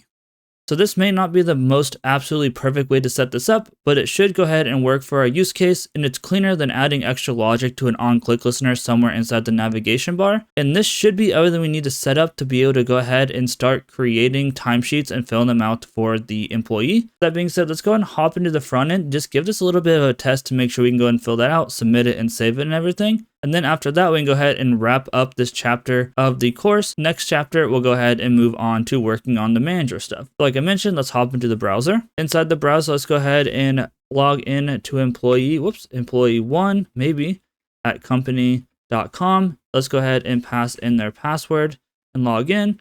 There we go. So now if we go to timesheets, we can see that we have a timesheet for this week. I am currently recording the first week of June here. Now if we go ahead and just put in like 8 hours, 8 hours, 8 hours, 8 hours, and 8 hours. Let's go ahead and inspect to make sure that our network is working. So you can see that it did update the total hours, so that is working. So go ahead and save timesheets. You can see that it changed to saved. Here we might want to go ahead and add in a space here. So let's hop back into the VS Code really quick to add a space to that so it looks a little bit nicer. So if we go back into our timesheet card, it's going to be up here. So let's just go ahead and add in like a set of curly braces and a space to make sure there's actually a space there. We might have been able to do this on one line to include the space, but this looks a little bit nicer. Let's go back into the browser, see how it looks. And you can see there's a little bit of a better space there, so it looks good. And then whenever we go through and actually get it so that the manager can approve this, it should go ahead and be green, or if they deny it, it'll be red. Right now, obviously, we don't have that logic in place for the manager to do that yet. Then we can also go ahead and try to submit it. And you can see that it went through. It says submitted. And all is well. So that's going to go ahead and wrap it up for all of the logic and coding for this chapter of this course. And then I'll see you guys in the introduction. That's going to go ahead and wrap up all the work we have for this chapter. We created new entities and logic surrounding timesheets and allowing employees to create up and submit for their managers to approve in the upcoming chapter. We also set up logic to allow all employees to update their contact information. On the front end side of things, we created a couple new pages to allow the employees to manage themselves, as well as view, update, and submit their timesheets. Along with these new pages, we also created several new components to fill out the pages, along with new services to handle the logic and the components. As mentioned earlier in the video, if you would like to access the entire course up front, including all of the code and materials which come along with it, there will be two ways to achieve this. You can either purchase the course over at Udemy. I will have the link in the description down below. Udemy will be setting the price as I see fit for the content, but I will attempt to run as many promotions / coupons on the course as I can. The second option is to subscribe to the course level membership on my channel. This will grant you access to the entire course, plus access to the private GitHub repository with the code. This is a flat $15, and you only need to be a member for a single month while this course is out to gain access, and then you can go ahead and decline to renew anytime you see fit. Of course, if neither of these options work for you, I'll be incrementally uploading each chapter to YouTube, and you can go ahead and follow along completely for free. The only thing I ask for is if you are following along for free is that you like and comment on the video. It'll really help out the reach of the course. And if you do want to see more programming content similar to this, I would highly recommend subscribing. With that being said, I hope you join me in the next chapter of the course when we'll be wrapping up the logic for the last employee role type, which is the manager. This will include reviewing the timesheets primarily, but since we will be getting the timesheets reviewed, we'll also go ahead and handle running the payroll as well in the next episode, which will be the last primary piece of business logic for the admin type employee. With that being said, y'all, this has been Ethan, or Unauthenticated. Hope you have a great day, and I'll see you all in the next video.